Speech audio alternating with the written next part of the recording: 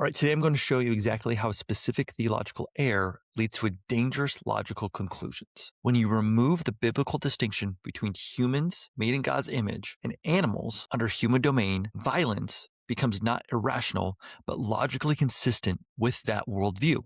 I'm going to trace this progression from theology to real-world consequences. And then I'll show you the message I receive that proves my point. Here's my argument. When you teach that eating animals is morally equivalent to murder and that animal life has equal value to human life, you create a framework where violence against humans becomes justified as defense for the innocent. I need to be clear. I'm not saying all vegans believe this. Many vegans simply want to minimize suffering and would be horrified by what I showed you. So I'm not saying them. But when prominent vegan theologians teach that there's no moral difference between eating a chicken and committing murder, I came to the conclusion that Jesus really saw animals as, I don't even want to say equal, but equal in terms of their right to life. You're providing the exact logic that justifies violence. Now, let me show you where this logic is being taught. Kam Waters created a documentary called Christspiracy.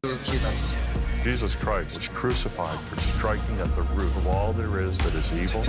Arguing Jesus was a vegan and eating meat is a sin. So you would say it's sin? Would that be the short answer to that question? Well, I'll ask you if To define sin, missing the, you would say this is missing the mark. Eating meat is missing the mark. if Genesis 1:29 is the mark, yeah. I've been engaging with his content for over a year. Recently, he appeared on a podcast with a carnivore advocate named Ray. Afterwards, Kam posted this comment on someone else's Instagram comparing a carnivore advocate named Ray to a serial murderer, saying their purpose are equally unnecessary and gruesome. Let's be clear about what Kam is saying. Eating animals for food is morally equivalent to serial murder. If this is true, then everyone who eats meat is committing murder-level actions multiple times per day. Would you just politely disagree? Or would you feel obligated to stop them by any means necessary? Meet Gary Yofiski. Now, listen, if you take human beings off this planet, everything becomes better. Everything. He's one of the most influential voices in vegan activism. And Kam Waters has called him a legend in the vegan activist industry. And today we are joined by one of the most influential and uncompromising voices in the modern movement for animal liberation, a man whose life and work reflect many of the same themes we explore in our film, Christspiracy. Your message and your mission, I'm so excited about. You've had such a profound impact on my personal journey. Yofiski's website openly advocates violence against those involved in animal testing and those who wear fur, justifying it because they harm animals. He's comparing meat eaters to slave masters and other victimizers, explicitly placing animal consumption in the same moral category as the worst human evils. His justification? They hurt animals. Now let's connect the dots. I need to be clear about what I'm claiming. I cannot prove that the person who commented to me was directly influenced by Kam's teaching. But here's what I can prove. Yofiski advocates violence against those who harm animals because animals equal humans in moral worth. Kam praises Yofiski as a legend while teaching that eating meat equals murder. Someone who believes both decides to act on it. Let me show you exactly what I mean. I was making a biblical argument about Genesis 9:3, where God tells Noah, everything that lives and moves shall be food for you. Someone responded to my comment with a message. They took God's permission to eat animals and inverted it, applying it directly to me. You're a moving, living thing, right?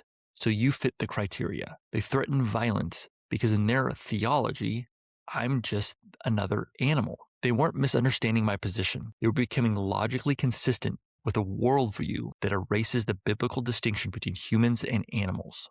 When you teach that eating animals is morally equivalent to murder, you create a framework where violence against humans can be justified as defense of the innocent. Most vegans would be horrified by this, but that's exactly why it's dangerous when theologians with platforms teach this moral equivalence and praise activists who advocate violence. The Bible actually teaches. Genesis 1, humans are made in God's image, animals are not. This gives humans unique moral status.